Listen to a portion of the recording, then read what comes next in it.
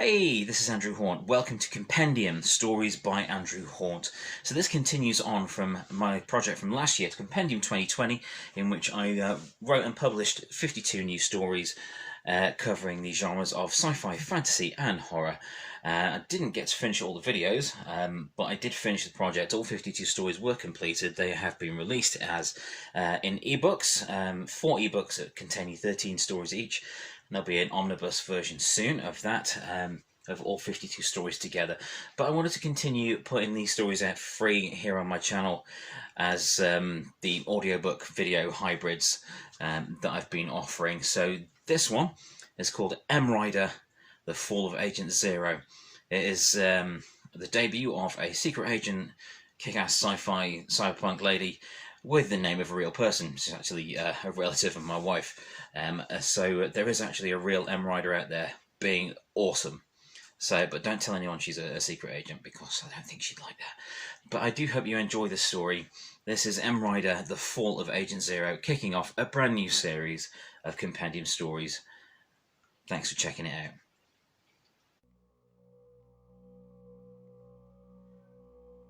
out. Ryder, The Fall of Agent Zero by Andrew Hawnt.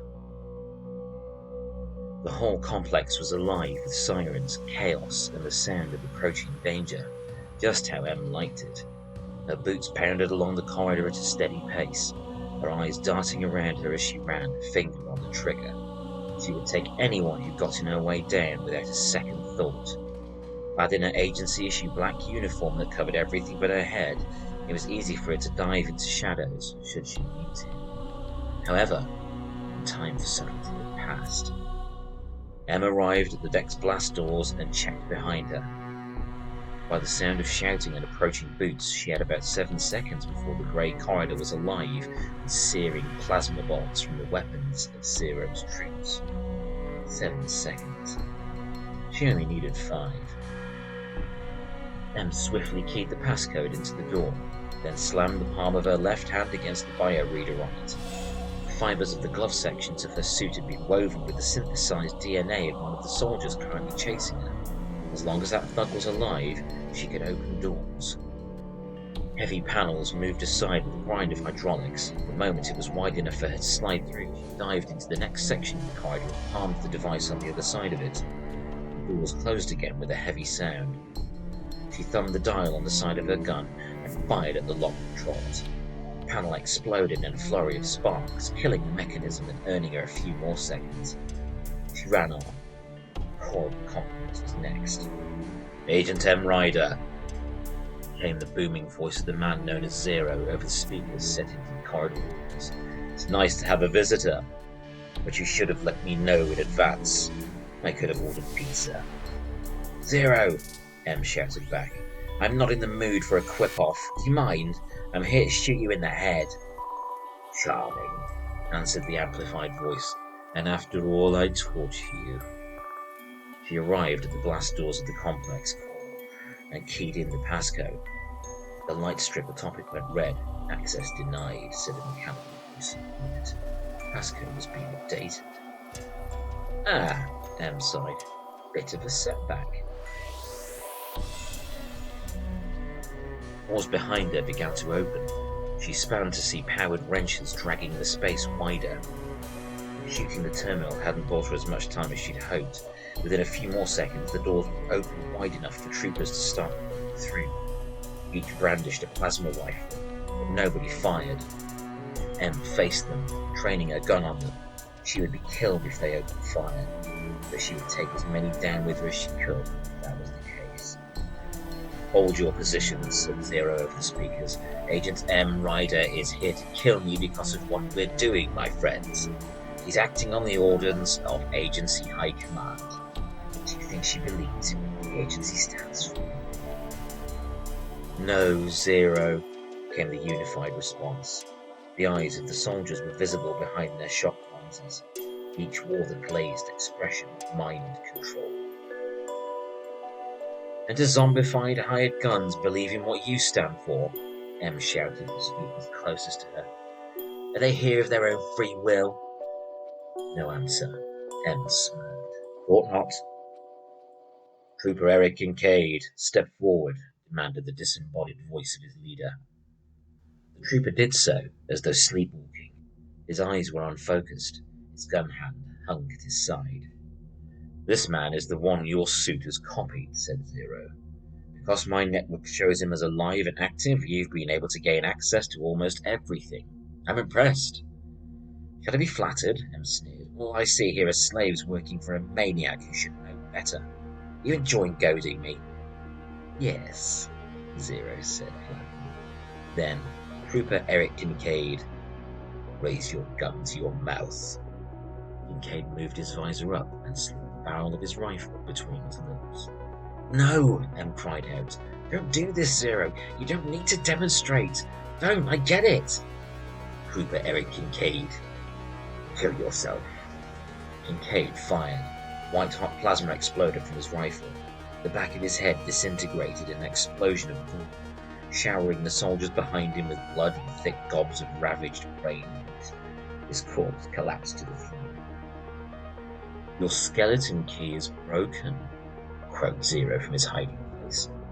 M gritted her teeth. She'd seen plenty of deaths, several of which she herself had caused.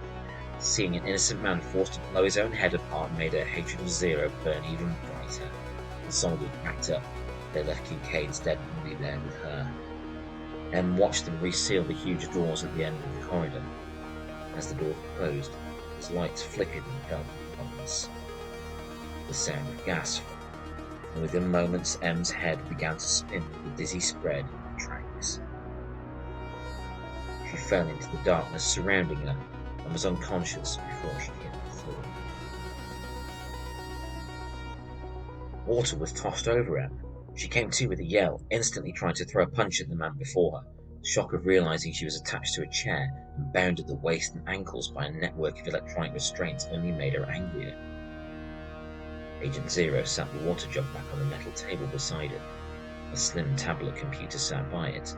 At the other end of the table sat Em's crumpled mission suit, one with the DNA-coded fingers, along with her boots and gun, which had been dismantled. Round him, the cavernous expanse of the structure's control core seemed to go on for miles. They were on some kind of raised platform overlooking the central workings of whatever he was concocting there. The center was taken up by a gigantic black spire, surrounded by computer arrays manned by wave upon wave of his possessed army.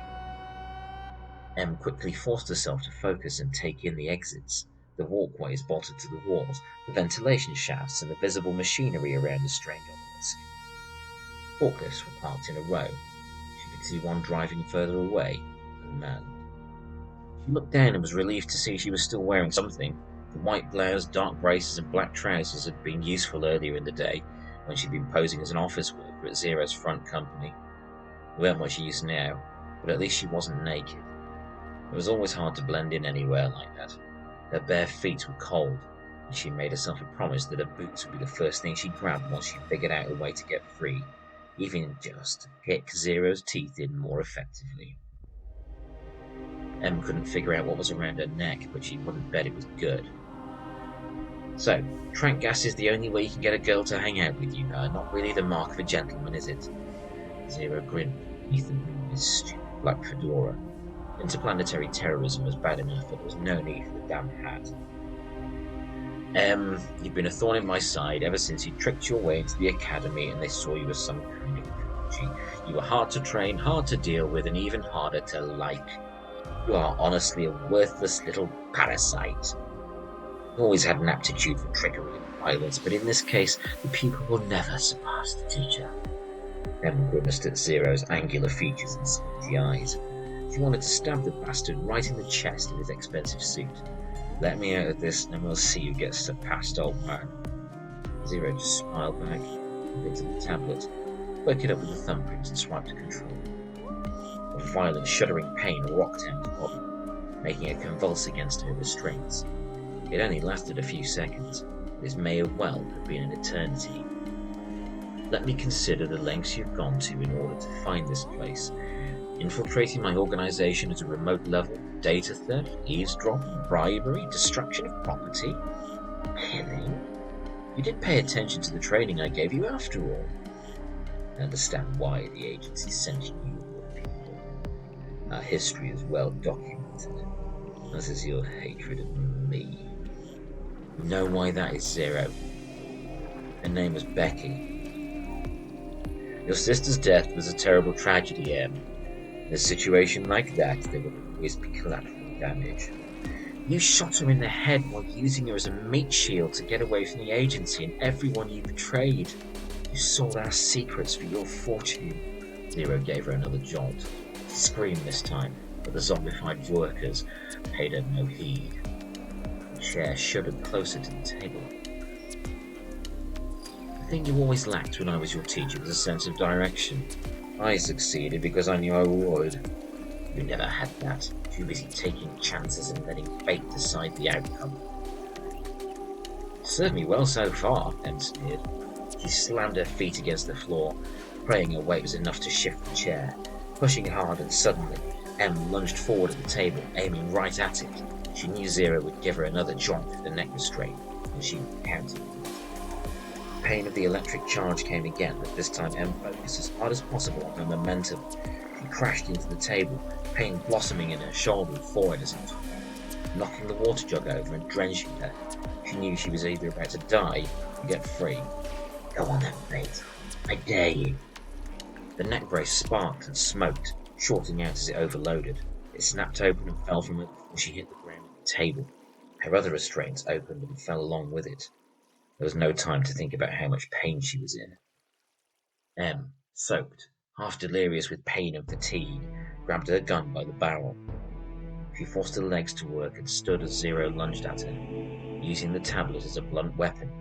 Em swung the gun at his hand, smiling as she heard at least two of his knuckles smashed into the floor. Zero dropped the tablet with a scream. She swung back, cracking his jaw with the metal weapon. As Zero's head span, spitting teeth over the edge of the balcony, Em kicked his legs out from under him and he hit the floor with a crunch, screaming, his shattered mouth and clutching his ruined hand. He spotted the tablet and snatched it up with his good hand, pressed his thumb to the screen and yelled into the mic, "Converge and protect!" Workers throughout the complex dropped what they were doing and turned to stare blankly at the balcony. They reached to the sides of their overalls and pulled out their weapons. "Well, that's a big bag of arses, isn't it?" Em bellowed. "You bloody cheat!" Zero spat blood. "One thing I never taught you. Get someone else to do your dirty work." He raised the tablet to his lips again, ready to give the kill. "Okay, lesson learned," Em said. Em hooked the water jug handle with the edge of her foot and kicked it up. She grabbed it with both hands and swung it right at Zero's head. The sound of it smashing against his temple was both shocking and satisfying. The stupid hat fell off. He staggered, and she snatched the tablet. She grabbed his good hand and slammed his thumb onto the screen. The voice command app flashed again. "Kill Agent Zero," Em said into the mic. The app flashed again. She dropped it, cracking the screen against the ground. She stepped back and leapt, biting through the pain in her skull to deliver a vicious double kick, sending him to impact against the rails of the balcony. Em ducked back as Zero's own army opened fire on him. His suit was shredded by blazing projectiles and energy beams, skin melting and bone falling to ash as his limbs were blown away. His arms were gone in an inferno of gunfire. Shots that made it through the railing severed his legs, and as he fell, his torso was annihilated as well, only when a shot went through his head, severing his link to the systems controlling his legion, did the barrage end. The workers holstered their weapons and stood immobile, waiting for their next order. Em picked through the gore and debris that was strewn across the platform and retrieved the tablet. Dragging Zero's severed hand to the screen, she was able to activate the voice command app. The cracked screen, although it flickered, she had to act. "Dismantle everything here, and then shut yourselves down." The workers set about their task. Em picked up her agency suit, gun, and of course her boots. She was about to head for the stairs at the far end of the platform when she stopped. Went back to the mound of cult horror that had been Agent Zero, and picked up his hat. Agent M. Ryder popped the hat on at a jaunty angle and went to find somewhere to get her stuff back on. Without the message to the agency. Mission accomplished.